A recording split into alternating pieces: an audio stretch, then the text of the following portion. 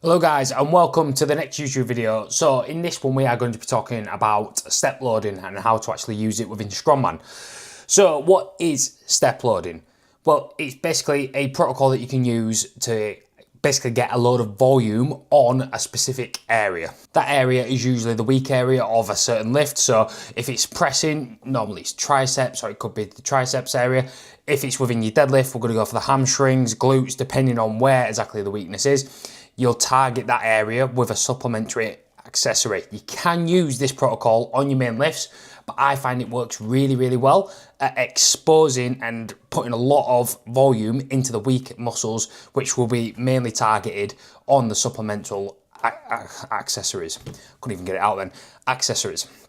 So, what is step loading? Basically, we are adding a lot of volume. You're starting off at about an RPE sort of 7 sort of range, or if you know what your 1 rep max is on a certain accessory, you're starting off at around about 60% of your 1 rep max. The reason why this works really well in Strongman is because it's allowing us to get a lot of volume onto the muscle itself, and a lot of Strongman events require doing basically for reps on certain exercises. So whether it's deadlift for reps, log press for reps. So basically we are conditioning the muscle and targeting the muscle in a way that's putting a lot of volume, similar to how some of the events will work basically within a Strongman competition as well. So to get straight started into it, what we are going to do, I'm going to get it up on a whiteboard. I hope you can fucking see this. So it runs on a 4-week protocol, but you can stretch this out over 8 weeks if you really wanted to. To be quite honest with you, I like it over 4 weeks, but you can, like I say, stretch it out over 8 weeks. I'll just tell you how to use both of them, but I'll tell you why I prefer it over a 4-week period instead of an 8-week period. So each week, like I say, you're going to start off at about RP7 or 60% of your 1 rep max if you do know it. And what you're going to start off with, the most common way of doing it is starting off 3 sets of 8 reps. So I'm just going to mark that down, 3 times 8 on the whiteboard. And you're going to start at about an RP7. We'll do an RPE instead of the 60%, because to be fair, a lot of these supplemental accessories that you may use this on, the way I do, you don't normally know your 1 rep max on it. So we're talking like currently what I'm doing in my training using this is using a Swiss bar floor press with a wide grip.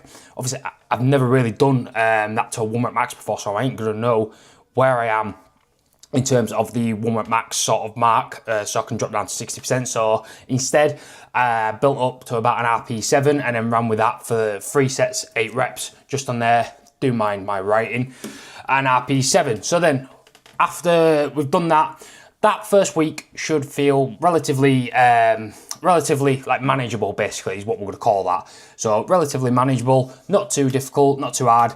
And you shouldn't really get too much of a pump or anything like that on the muscle that we're trying to target and expose.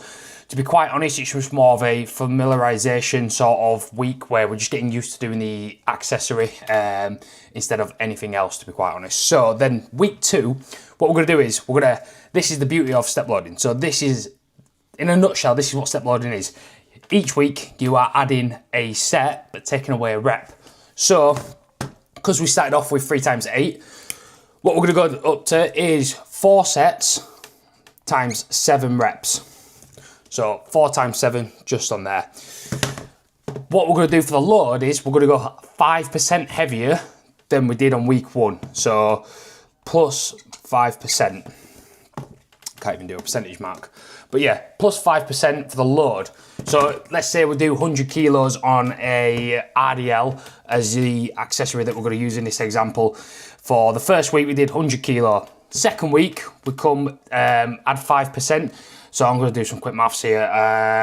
Is 105 kilos for 4 sets of 7 reps. And basically, again, that should feel harder than week 1, but still quite manageable, to be quite honest. So week 3 then, we're doing the exact same thing. So it'll be 5 sets times 6 reps. And again, we're adding another 5% a load compared to week 2. So each week we're just adding 5% on, dropping a rep, adding a set. And that third week is usually going to be the hardest week because we're adding a load of volume onto the muscle. And to be quite honest with you, for me, that's the most important week, because if you can get through that, that will be really hard to get through. But if you can get through it, you're going to get rewarded quite nicely. If I look like I'm slowly slipping down, this chair's broken at this moment in time, so my head is slowly, I can just feel the chair slowly going down. So if I look like I'm sinking, I basically am. And then the 4th week, this is where you can change it up. So how I would do it, in fact, I am going to tell you how you could do it if you're running over in 8 weeks. So if you're running over in 8 weeks, basically you will do 2 times 5. And again, you plus 5%. It's sort of like the halfway point, obviously week 4. So 2 sets, 5 reps, and you use it more of a pre-planned deload on this exercise. I don't really like it because I feel like spending 8 weeks on a certain accessory is way too long, to be quite honest. 4 weeks is the maximum I do honestly believe and I have seen generate the best results. So for me, that doesn't work, in my opinion.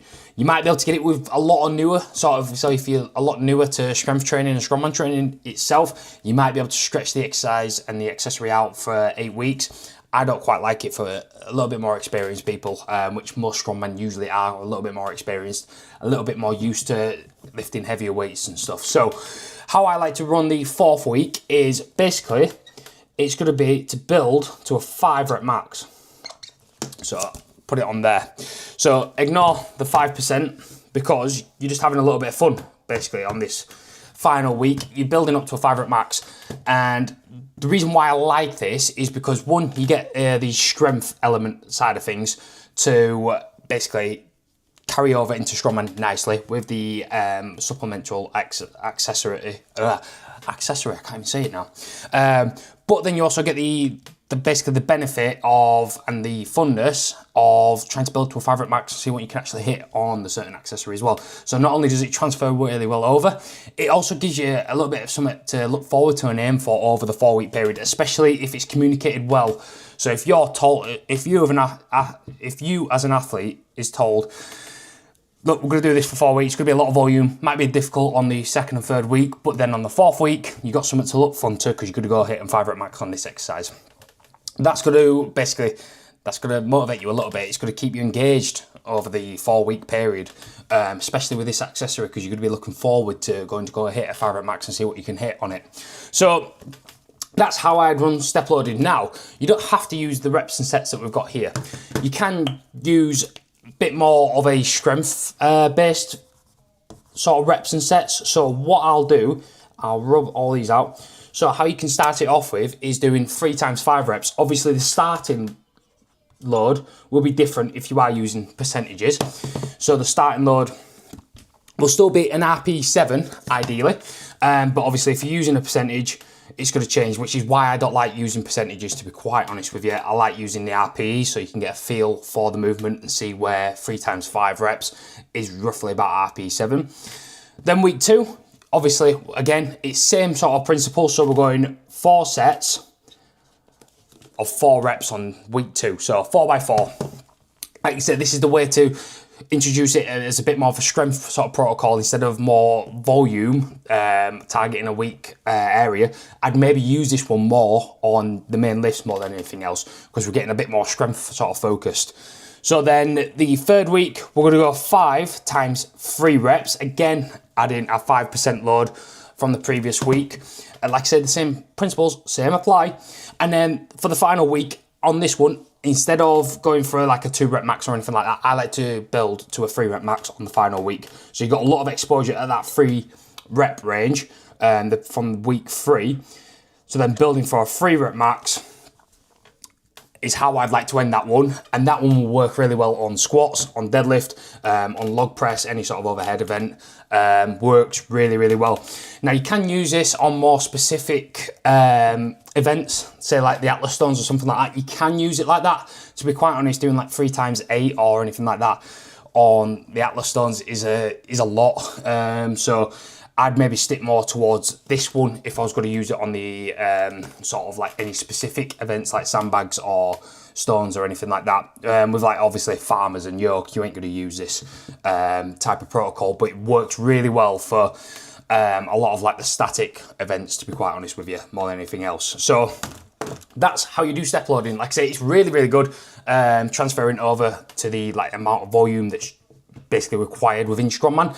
And I feel like it puts, when used correctly and targeting a specific weak muscle or weak area, weak muscle group, it works so fucking well. Like I stress how good this works. There's a reason why I've got it so much within my training and within my clients' training as well, because it works so well and it's easy to understand, it's easy to do, and it gives you a little bit of something to aim towards on that 4th week as well, building to a rep max. So if you enjoyed this video and if you learned something, like and subscribe to the channel. And if you haven't already, if you're quite new to this channel, there is a few videos previously that I've put on. That's the Road to England Naturals. So go watch them. I do talk a little bit about like my training towards England Naturals and the nutrition side of things, and also you get to see me doing a few different training bits and bats. So yeah, like and subscribe this video, and I'll see you in the next one.